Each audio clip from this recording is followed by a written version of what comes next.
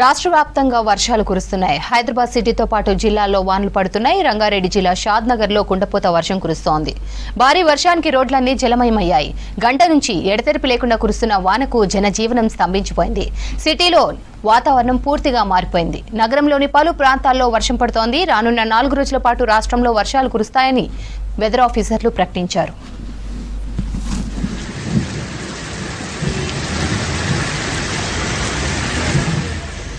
రాష్ట్రంలో వచ్చే 4 రోజుల పాటు మోస్తరు నుంచి భారీ వర్షాలు కురిసే అవకాశం ఉందన్నారు వాతావరణ శాఖ అధికారులు. ఉత్తర రాయలసీమలో మరో ఉపరితల ఆవర్తనం ఏర్పడిందన్నారు. దీని ప్రభావంతో ఇవాళ దక్షిణ తెలంగాణ జిల్లాల్లో మోస్తరు, కొన్ని ప్రాంతాల్లో భారీ వర్షాలకు ఛాన్స్ ఉందన్నారు. రాష్ట్రంలో నైరుతి రుతుపవనాలు చురుగ్గా కదులుతున్నాయని, ఇవాళ మరికొన్ని ప్రాంతాల్లోకి రుతుపవనాలు ప్రవేశించాయంటున్న వెదర్ ఆఫీసర్ శ్రావణితో హరిత ఫేస్ టు ఫేస్.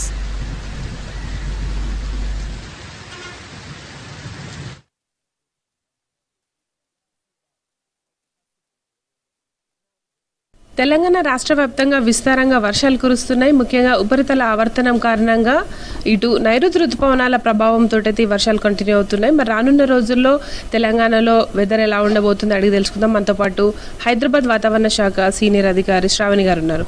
మేడం, నిన్న చూసాము చాలా చోట్ల ఉరుములు మెరుపులతో కూడిన వర్షం చూసాం కదా, ఈ రోజు ఎట్లా ఉండబోతుంది తెలంగాణలో?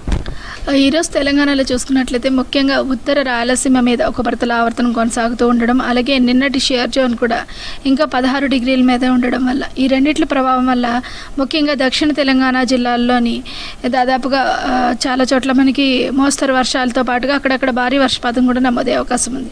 గత 24 గంటల్లో చూసుకున్నట్లయితే మనకి చెప్పినట్లుగా మనకి ఈశాన్య తెలంగాణ జిల్లాలు మరి దక్షిణ తెలంగాణ జిల్లాల్లో విస్తారంగా వర్షాలు కురవడైతే జరిగింది. మనకి దక్షిణ తెలంగాణ జిల్లాలైన జనగాం, మహబూబాబాద్లోని 6 నుంచి 7 సెంటీమీటర్ల పైన వర్షపాతం నమోదవడైతే జరిగింది. ముఖ్యంగా దక్షిణ తెలంగాణ జిల్లాలైన మనకి మహబూబ్ నగర్, నారాయణపేట, నాగర్ కర్నూలు, వనపర్తి జిల్లాల్లో 4 నుంచి 6 సెంటీమీటర్ల వరకు వర్షపాతం నమోదవడం అయితే జరిగింది. మనకి నిన్న జీహెచ్ఎంసీ పరిధిలో కూడా చాలా చోట్ల మనకి ఒక మోస్తరు వర్షపాతం నుంచి మనకి భారీ జల్లులు కూడా కురవడం అయితే జరిగింది. ఇదే విధమైన వాతావరణం మనకి మరో 2 రోజులు కూడా ఉండే అవకాశం ఉంది. ఈ ఉపరితల ఆవర్తనం యొక్క ప్రభావం వల్ల మనకి ఈరోజు కూడా దక్షిణ తెలంగాణ జిల్లాలన్నింటిలోనే అక్కడ ముఖ్యంగా మోస్తరు వర్షంతో పాటుగా అక్కడక్కడ భారీ వర్షపాతం, ముఖ్యంగా మనకి వికారాబాద్, సంగారెడ్డి, రంగారెడ్డి, మహబూబ్ నగర్, నాగర్ కర్నూల్ ఈ పరిసర ప్రాంతాల్లో ఉండే అవకాశం అయితే కనిపిస్తుంది. మనకు రాడార్లో చూస్తే క్లౌడ్ మూవ్మెంట్ చాలా జిల్లాల్లో కనిపిస్తుంది కదా, ఎక్కడెక్కడ ప్రస్తుతం క్లౌడ్ మూవ్మెంట్ ఉంది?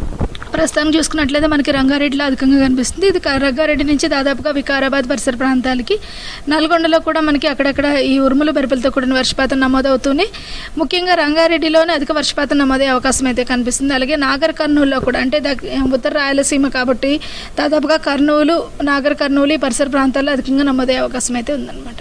ఓకే మేడం, ఇప్పుడు రాష్ట్రం మీద ఎల్లో అలర్ట్ కొనసాగుతుంది వర్షాల కారణంగా. రానున్న రోజుల్లో ఎలా ఉండబోతుంది? ఏ కలర్ అలర్ట్ ఇస్తున్నారు? మనకి 4 రోజులు కూడా మనకి ఎల్లో అలర్ట్ ఉండే అవకాశం ఉంది. ప్రస్తుతానికి ఈరోజు భారీ వర్షపాత సూచన ఉంది. ఏ అయితే జిల్లాలు అయితే మనం వచ్చామో అక్కడ ఎల్లో అలర్ట్తో పాటుగా ఉరుముల మెరుపులతో కూడిన వర్షపాతం కూడా నమోదే అవకాశం ఉంది. రేపు మొత్తం రాష్ట్రపతిగా ఉరుముల మెరుపులతో కూడిన వర్షపాతమే నమోదే అవకాశం అయితే కనిపిస్తుంది అన్నమాట. నిన్న చూసాము చాలా జిల్లాల్లో ఈ పిడుగుపాటుకి దాదాపు 9 మంది మరణించారు. అసలు ఇట్లాంటి వెదర్ కండిషన్స్ ఎలా ఉంటాయి? అసలు ప్రజలకు కావచ్చు, రైతులకు ఎట్లాంటి హెచ్చరికలు ఇస్తారు? దాదాపుగా మనకి క్లౌడ్ టు గ్రౌండ్ లైట్నింగ్ అనేది ఎక్కువగా అవుతుంది ఈ మధ్యలోని.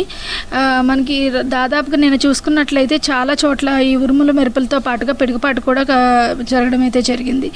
ఇదేంటంటే ఈ మనకి ప్రస్తుతానికి ఋతుపవనాలు చేరుకున్నప్పటికీ ఇంకా కొద్దిగా ప్రీమాన్సూన్స్ వేసవిలో ఉన్నట్టుగానే అధిక లైటనింగ్ అనమాట, మెరుపులు అనేది అధికంగా ఉండడం అయితే జరిగింది. ఈ పిడుగుపాటు గురి అవుతుండడం వల్ల ముఖ్యంగా ఏదైతే కొన్ని చెప్పిన విధంగా గతంలోనే చెప్పాను, పిడుగుపాటు కడిగే సమయంలో కానీ లేదంటే క్లౌడ్ టు గ్రౌండ్ లైట్నింగ్ ఎక్కువగా ఉన్నప్పుడు ప్రదేశాల్లోని చెట్ల కింద ఉండడం కానీ, లేదంటే ఆరు బయట కానీ, లేదంటే ఎలక్ట్రికల్ పోల్ కానీ అన్కన్స్ట్రక్టెడ్ సైట్స్లో ఉండడం మాత్రం కొంచెం ఎక్కువగా హాని కలిగించే విషయాలు అనమాట. వాటికి ఆ సమయాల్లో దూరంగా ఉండడం వల్ల ఏంటవుతుందంటే కొద్దిగా ఈ డెత్ని కానీ దీన్ని కంట్రోల్ చేసిన వాళ్ళు అవుతాం అనమాట. మేడం, ఇంకా హైదరాబాద్ విషయానికి వస్తే హైదరాబాద్లో వెదర్ కండిషన్స్ ఎట్లా ఉన్నాయి? నిన్న చాలా చోట్ల సాయంత్రం 3 గంటల నుంచి సడన్ రెయిన్ చూసాము. ఈ రోజు ఎలా ఉండబోతుంది? హైదరాబాద్ మరి పరిసర ప్రాంతాలు చూసుకున్నట్లయితే నిన్నట్లాగే ఇదే విధంగా మనకి 3 నుంచి 4 గంటల పరిసర ప్రాంతం నుంచి దాదాపుగా 8 గంటల వరకు కూడా భారీ జల్లులు కురిసే అవకాశం ఉంది. అక్కడక్కడ భారీ వర్షపాత సూచనలు కూడా కనిపిస్తున్నాయి అన్నమాట. ఇక రాష్ట్రంలో పగటిపూట ఉష్ణోగ్రతలు ఎలా ఉన్నాయి? రానున్న రోజుల్లో ఈ వెదర్ కండిషన్స్ అంటే మనకు పొద్దునంతా కూడా వేడిమి వాతావరణం కనిపిస్తుంది కదా, ఇలాంటి కండిషన్స్ ఎన్ని రోజులు ఉండే అవకాశం ఉంది?